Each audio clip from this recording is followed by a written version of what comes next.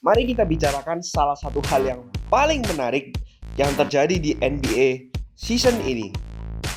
Sejak men-trade Clint Capela dan menambahkan Robert Covington ke dalam tim, rekor menang kalah Houston Rockets mencapai 7 kali menang dan 3 kali kalah tanpa center.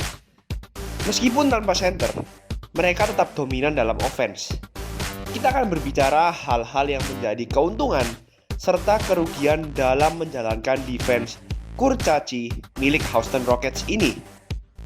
Setiap 100 possessions, Houston Rockets berhasil membenamkan rata-rata 117,5 points, urutan ketiga tertinggi di NBA. Naik satu ranking dari sebelum mereka bermain dengan center. Di awal, kita akan berbicara tentang defense Houston Rockets terlebih dahulu. Sebelum Covington datang, Houston Rockets kebobolan 109,8 points setiap 100 possessions dengan total 50 game. Namun setelah Covington datang, rata-rata tersebut turun hanya dalam 10 hari menjadi 109,7 points setiap 100 possessions. Covington sendiri pernah masuk dalam NBA All Defensive First Team di tahun 2018. Tak heran, hal tersebut berpengaruh besar terhadap defense Houston Rockets. Kita mulai dengan perimeter defense, yang merupakan kunci terkuat dari defense Houston Rockets. Rockets selalu berhasil melakukan switch dengan baik sehingga membuat tim lawan tidak bisa melakukan pick and roll dengan baik. Center Rockets, PJ Tucker, yang tidak memiliki size seperti center, namun memiliki kecepatan yang terbilang lumayan, sehingga masih bisa mengimbangi kecepatan point guard seperti Kemba Walker dan tidak menimbulkan mismatch. Eric Gordon dan juga Russell Westbrook juga merupakan guard yang bisa menjaga one-on-one dengan baik. Namun, guard terkenal sekaligus bintang James Harden adalah salah satu orang di Houston Rockets yang mungkin harus meningkatkan defense-nya.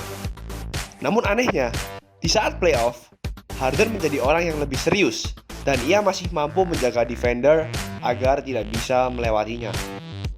Saya juga menemukan fakta menarik, di mana pada saat Covington masuk, perimeter defense dari Rockets mencapai 34%. Padahal, sebelum Covington datang, semua angka perimeter defense Houston Rockets di season sebelumnya jauh lebih buruk.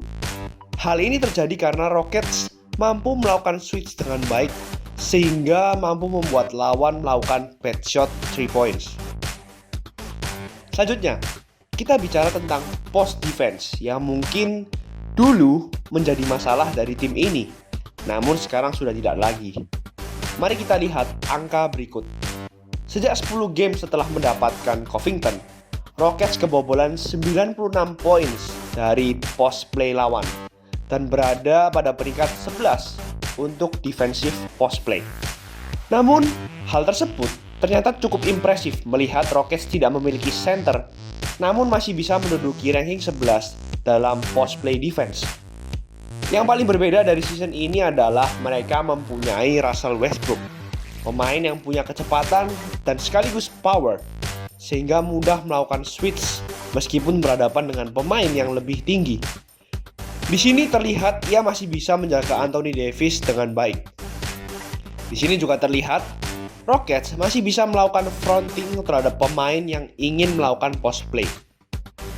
Rockets juga mampu membuat turnovers dari post play lawan. Namun, dalam statistik, hal ini tidak tercatat, sehingga membuat post play defense dari Houston Rockets terlihat underrated. Namun, semua hal tersebut tak berarti post defense dari Houston Rockets itu selalu berhasil. Terkadang, mereka juga kewalahan jika berhadapan dengan pemain tinggi yang serba lengkap. Bisa nembak, bisa drive, seperti Anthony Davis. Davis mencatat rata-rata 1,05 points tiap kali bermain post play dengan Rockets dan menjadi salah satu pemain yang paling berbahaya bagi defense Houston Rockets. Next, kita bicara kerugian dari defense kurcaci ini. Sejak bermain tanpa center, offensive rebound lawan terhadap Houston Rockets sangat buruk, di angka 31,6% dan menjadi terburuk di NBA di peringkat 30. Dan dengan size yang sangat kecil, membuat pemain-pemain tinggi dari tim lawan menjadi lebih leluasa untuk melakukan sesuatu. Di sini saya juga menemukan lagi-lagi fakta menarik tentang offensive rebound dari Houston Rockets. Dari total 10 games sejak Covington masuk, 10 games tersebut terdiri dari 5 games melawan tim dengan presentase kemenangan di bawah 50%, seperti Phoenix Suns, Golden State Warriors, dan juga 5 games lainnya melawan tim dengan presentase kemenangan di atas 50%, seperti Boston Celtics dan juga Los Angeles Lakers. Ternyata, saat melawan tim dengan presentase kemenangan di bawah 50%, offensive rebound Houston Rockets sangat buruk di angka 37,5%, terburuk di NBA. Sedangkan saat melawan tim dengan presentase kemenangan di atas 50%, angka offensive rebound Rockets naik menjadi 25,5%, naik 12% dan terletak di ranking 13 di NBA. Hal ini menunjukkan bahwa effort Houston Rockets terhadap tim yang jauh berada di bawah peringkatnya menjadi sangat buruk dan defense mereka menjadi semakin malas. Contohnya, ketika mereka sudah menang jauh melawan Memphis Grizzlies, mereka menjadi sangat jelek sekali dalam rebound. Namun, saat melawan tim bagus seperti Lakers, mereka fight dan box out dengan baik. Jadi sebenarnya, untuk hal rebound, mereka memang kalah size. Namun, sebenarnya mereka tidak seburuk seperti angka-angka statistik mereka di NBA. Kerugian yang terakhir adalah kemampuan untuk melakukan block dan menghalau close shot atau rim protector. Bahkan ini lebih parah daripada post defense mereka. Masalah utamanya adalah ketika lawan melakukan drive atau penetrasi, hal tersebut menjadi masalah bagi small man Rockets untuk melakukan help defense. Contohnya di sini, Donovan Mitchell melakukan drive, PJ Tucker melakukan helping, namun karena dia kurang tinggi, maka tidak cukup untuk melakukan block. Disinilah letak kekurangannya, di mana bila mereka memiliki center yang tinggi, otomatis juga memiliki tinggi dan juga wingspan yang lebih besar dan bisa mengkontes atau melakukan block shot.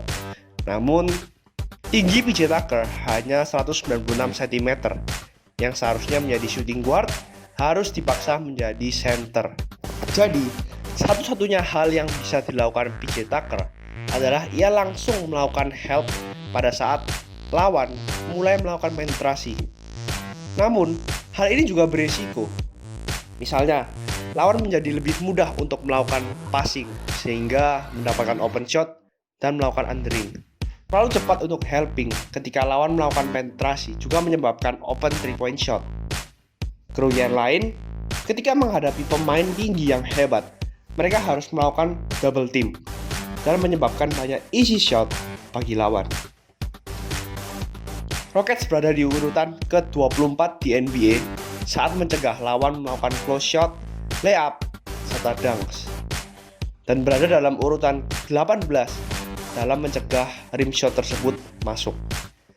Di sisi lain, Covington dengan size small forward mampu melakukan blok dengan rata-rata 2,5 blocks per game. Bukannya menjelek-jelekan Clint Capela, Capela memang merupakan center dan Covington bukan center. Namun Clint Capela hanya berbeda 3 inci dari tinggi Covington. Covington berhasil membuktikan bahwa ia mampu berkontribusi dalam defense Houston Rockets. Dengan defense kurcaci, ada beberapa langkah yang bisa dilakukan untuk meningkatkan defense kurcaci Houston Rockets ini. Di sini terlihat bahwa Covington berada di depan elbow dengan posisi menutup jalan agar Gordon Hayward tidak melakukan drive, sehingga ia memilih jalan lain. Well, sudah kalian lihat kan guys? Offense mereka lebih baik dengan small size ini. Namun defense mereka ya juga tidak terlampau jauh dengan sebelum Covington masuk. Jadi gimana menurut kalian? Apakah Houston Rockets lebih baik dengan pemain-pemain kurcaci ini atau tidak? Tulis komen di bawah dan juga jangan lupa like dan subscribe supaya channel ini bisa berkembang. Thanks for watching. I'll see you in the next video.